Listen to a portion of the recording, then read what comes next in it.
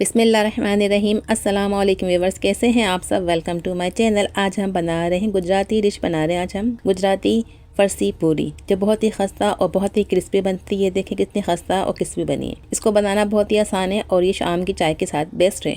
इसको आप बना के रखिए और शाम की चाय के साथ इसको एंजॉय कीजिए। चलिए हम आपको बताते हैं कि हमने इसको किस तरह तैयार किया है। हमने 2 कप मैदा लिया है, उसको हमने छान लिया था और 4 टेबल स्पून हम इसके अंदर बेसन शामिल करेंगे। इन दोनों चीज़ों को मिक्स करने के बाद हम इसके अंदर 2 टेबल स्पून कुकिंग ऑयल और 2 टेबल स्पून घी शामिल करेंगे। ये चीज़ें शामिल करके हम इसको मिक्स करेंगे और इसको हल्की आंच पे 1 से 2 मिनट हम इसको भुनाई करेंगे। इसका थोड़ा सा कलर चेंज करेंगे और इसमें अच्छी सी खुशबू आने लगी कि ज़्यादा नहीं भुनाई करनी, हमें हल्का से करना है, उसका कच्चापन ख़त्म करना है। इससे हमारी जो पूरी है बहुत ही खस्ता और बहुत ही क्रिस्पी बनेगी और बहुत ही टेस्टी बनेगी। देखिए थोड़ा सा कलर चेंज हो गया है, हमने इसे 1 से 2 मिनट उसको भुना है। ये अब ठंडा हो जाएगा तो हम इसको फिर भूनेंगे। अभी ये गर्म है, चलिए इसको ठंडा होने देते हैं। उसके मसाले हम तैयार करते हैं। 1 टीस्पून हमने अजवाइन ली है, 1 टीस्पून सफ़ेद ज़ीरा लिया है और ये काली मिर्चें हैं। इसको हम कूट के ½ टीस्पून शामिल करेंगे। ये ½ टीस्पून है। अब हम ये दोनों चीज़ें शामिल करके इन सब चीज़ों को मोटा मोटा सा कूट लेंगे और हमने 1 टीस्पून इसके अंदर नमक शामिल किया है। मसाले शामिल कर देंगे और उसमें थोड़ा थोड़ा करके पानी शामिल करेंगे। एक साथ सारा पानी नहीं शामिल करना, हमें इसकी एक हार्ड डो बनानी है। नरम डो बिल्कुल भी नहीं बनानी है। अगर हमने नरम डो बनाई तो हमारी पूरी बहुत ही ऑयली हो जाएगी। चलिए इसको गूंथते हैं और इसको फिर हम गूंथ के हार्ड डो बना के इसको हम थोड़ी देर के लिए रेस्ट भी देंगे। देखिए हमने थोड़ा थोड़ा करके पानी शामिल किया है, पूरा पानी हमने शामिल नहीं किया। इसके अंदर टोटल ½ कप लगा है, ½ कप बच गया है, ½ कप इस्तेमाल हुआ है। अब इसको हम अच्छी तरह से गूंदेंगे और उसको हाथों से ही मदद से ही थोड़ा सा सॉफ्ट करेंगे। अब इसके अंदर 1 टेबल स्पून हमने कुकिंग ऑयल ऊपर शामिल किया है और थोड़ा सा इसको और मसलेंगे। इसके बाद हम इसको रेस्ट देते हैं। अब हम इसको रख देते हैं और हम 2 टेबल स्पून मेल्टेड घी लिया है और 1 टेबल स्पून हम इसमें चावल का आटा लेंगे और इसका एक बैटर तैयार कर लेंगे जो हम इसकी पूरी पे अप्लाई करेंगे। देखें बिल्कुल पतला बनाना है, गाढ़ा नहीं बनाना। अब जो हमने गूंद के रखा था इसको हमने लंबाई में फोल्ड कर लिया है। अब इसकी कट करेंगे।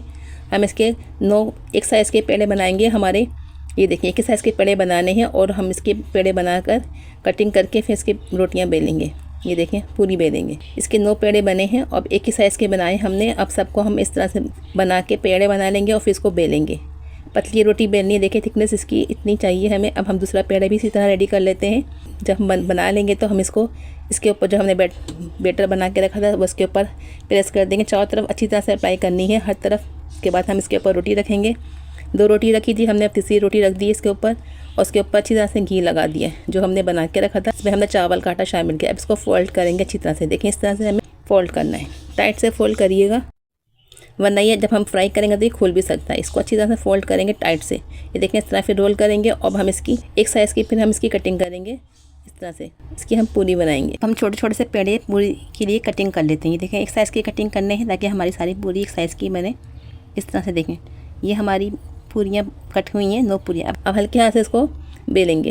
ये देखें पूरियाँ अब इसमें प्रेस करें इस तरह से। देखें इस तरह से बेलेंगे, लंबाई में बेल लें चाहे आप गोलाई में बेल लें। हमने थोड़ा सा ओवल शेप में बेला है, इससे प्रेस करेंगे। देखें इस तरह से ऊपर से लेयर आ रही है, इस तरह से प्रेस करेंगे।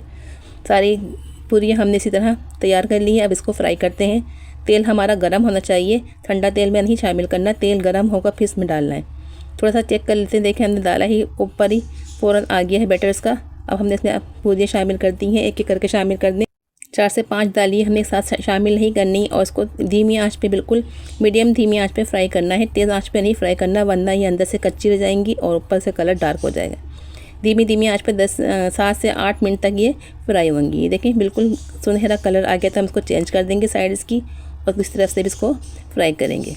इस तरह से बहुत ही क्रिस्पी बहुत ही खस्ता बनेंगी। तेज़ आंच पे बिल्कुल भी फ्राई नहीं करना। सुनहरा कलर्स का हमने निकाला है। इस तरह से आपको फ्राई करना है। तेज़ आंच पे बिल्कुल भी फ्राई नहीं करना वरना इसका कलर डार्क हो जाएगा और अंदर से कच्ची रह जाएंगी। शाम की चाय के साथ इसको बना के रखिए और एंजॉय कीजिए। ये बहुत ही खस्ता बहुत ही क्रिस्पी है। आजकल तो बारिशों का मौसम है, इसको बना के रख लीजिए और शाम की चाय के साथ इसको एंजॉय कीजिए। ये गुजरात की मशहूर खस्ता फरसी पूरी है। 3 रोटियां हमने बेली थी, 3 रोटी का हम बना के इसको हमने फोल्ड करके बनाया इस तरह। ये देखें कितनी खस्ता है, कितनी क्रिस्पी। हम आपको इसको कट करके दिखाते हैं। ये देखें अंदर तक ये खस्ता और क्रिस्पी है। बेसन के हमने डाला था इसके अंदर, इसकी वजह से ये बहुत ही खस्ता और बहुत ही क्रिस्पी बनी है। चावल के आटे की वजह से भी ये खस्ता और क्रिस्पी है।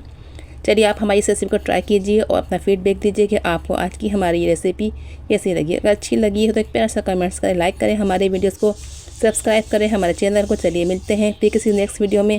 अपना बहुत सारा ख्याल रखिए, दुआ में याद रखिए। Thanks for watching. अल्लाह हाफिज़।